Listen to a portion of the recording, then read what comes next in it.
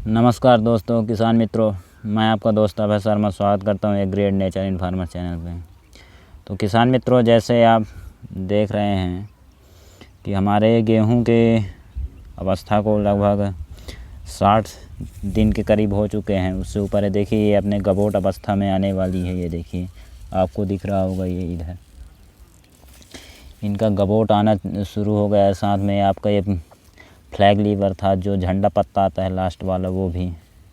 तो किसान मित्रों, इस अवस्था में अगर हम अपने फसलों में खाद का प्रबंधन का देखें तो किसान मित्रों, जैसे हम तो जब बुवाई किए उस वक्त तो अपना जो भी बेसर डोज रहा, यूरिया, डीएपी, पोटास वगैरह जो भी, वो दे दिए। और उसके बाद अगर हम स्प्रे खाद के बारे में बात करें तो हम इनमें स्प्रे खाद का आपका एक, जैसे सीरीज के बारे में बात करें, जैसे आपकी फसल अवस्था अगर 20 से 40 दिन की है तो आप उस समय NPK 19-19, और उसके बाद जैसे आपकी 60 दिन की हो गई फसल अवस्था, 60 से 70 दिन के, फिर 0-52-34, और फिर उसके बाद जब बालियाँ निकल जाती है तो फिर 0-0-50। इन 3 फार्मूलेशन का हम अपने फसलों में प्रयोग करते हैं। तो हमारी फसलें जैसे कि अब 60 से 70 दिन के करीब हो चुके हैं और गबोट अवस्था में भी आ चुकी है अपनी। तो फिर ऐसे में अब हमको आज हमें 0-52-34 की आवश्यकता है स्प्रे की, तो हम उसी का छिड़काव करने वाले हैं इसमें। तो चलिए थोड़ा इस खाद के बारे में आपको बताते हैं। तो देखिए किसान मित्रों, ये मैंने NPK 0-52-34 ये रखा हुआ है अपने हाथ में, जो 100% आपका वाटर सोल्यूबल फर्टिलाइज़र है। तो अगर इसमें हम आपको देखें तो ये देखिए मोनो पोटेशियम फास्फेट इस नाम से भी जाना जाता है। और इसमें हम थोड़ा कंपोजिशन के बारे में बात कर लें तो आपका जो है इसमें मॉइस्चर 0.5% दिया है। उसके बाद फिर आपका जो ये है फास्फोरस जो है वो P2O5 फॉर्म में है, जो 52% है। और वाटर सोल्यूबल पोटेशियम जो K2O फॉर्म में है, जो आपका ये 34% में है। और साथ में इसमें सोडियम भी है, अर्थात एज NaCl नमक उस फॉर्म में, तो ये भी आपका 0.5% है।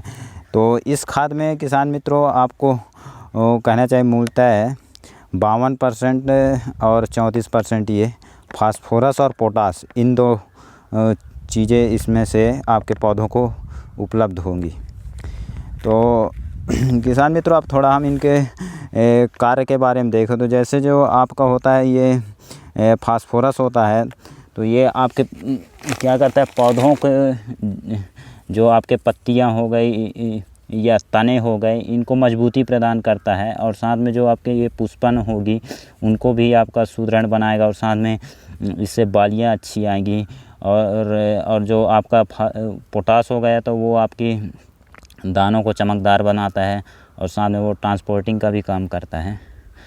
तो किसान मित्रों, इस अवस्था में हमको नाइट्रोजन की आवश्यकता नहीं होती है। बहुत से किसान भाई क्या करते हैं, नाइट्रोजन भी दे देते हैं, लेकिन इस अवस्था में नाइट्रोजन देना सही नहीं रहता है। हाँ, अगर आपकी फसलें कुछ ज़्यादा ही पीली हैं तो उसको आप दूर करने के लिए नाइट्रोजन दे सकते हैं। बाकी वैसे आवश्यकता नहीं होती, क्योंकि अगर हम नाइट्रोजन देंगे तो वो बढ़वार आपकी फसलें करने लगेगी। तो और बढ़वार की अभी आवश्यकता है नहीं, क्योंकि अब फसलें तो गबोट अवस्था में आ गई हैं। तो इस अवस्था में आपको फसलों में मजबूती प्रदान देना है, ताकि जैसे आगे बालियाँ निकलें तो इनकी तना और जड़ें मजबूत हो, जो फास्फोरस ये काम करती हैं।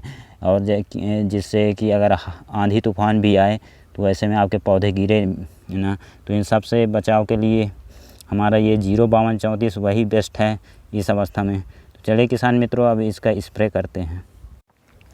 तो किसान मित्रों देखिए, अगर हम इस खाद की मात्रा में जैसे पानी और खाद की मात्रा की बात करें तो आपको ये पर एकड़ जैसे हम 150 से 200 लीटर पानी ले सकते हैं, जो कि हमने ड्रम में 150 लीटर करीब पानी रखा है। और साथ में आपका ये जो NPK 0-52-34 है, तो ये हम 1 किलो ये ये है आपका, ये पर एकड़ इसकी आवश्यकता होगी। और इसको हम इस पानी में डाल के और साथ में इसको अच्छी तरह से घोल लेंगे।